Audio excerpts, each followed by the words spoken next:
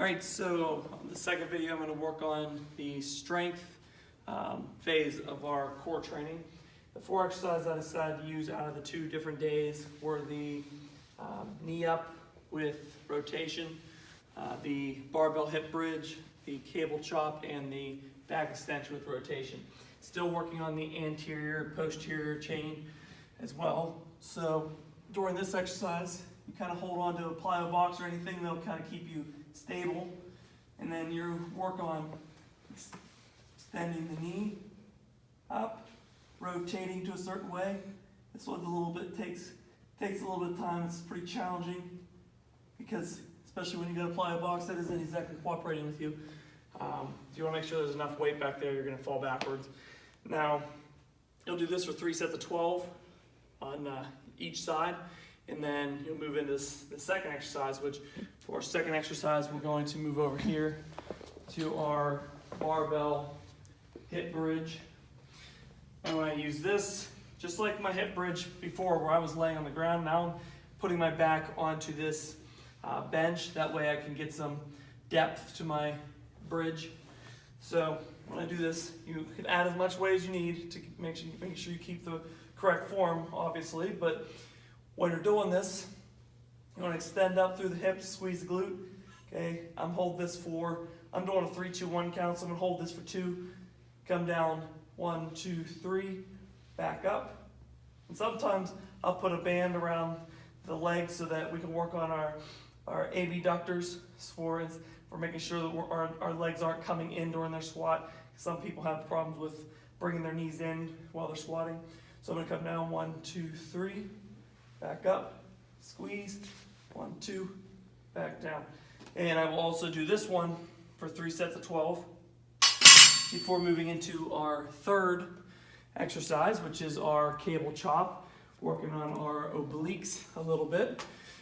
So when I'm doing my cable chop, I'm going to rotate down, okay, and make sure I'm twisting my body, but I'm not pulling through my arms. So I'm not bending my arms here, or else you kind of lose the effect into your oblique.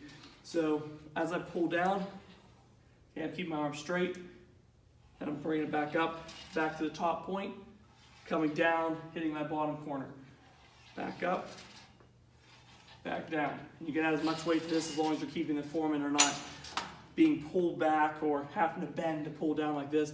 Now you could do different exercises. Another variation of this would be using a sledgehammer onto a tire, where you're actually able to rotate down using a sledgehammer. We just don't have one of those on hand right now.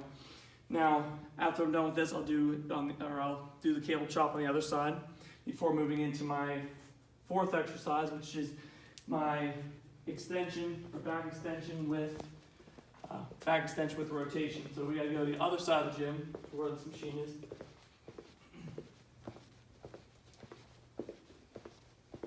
Now,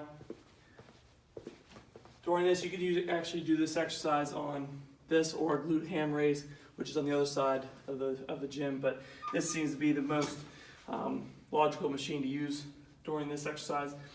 So on these ones, I'm going to keep a 1-1-1 count. So I'm going to come up, twist, back down.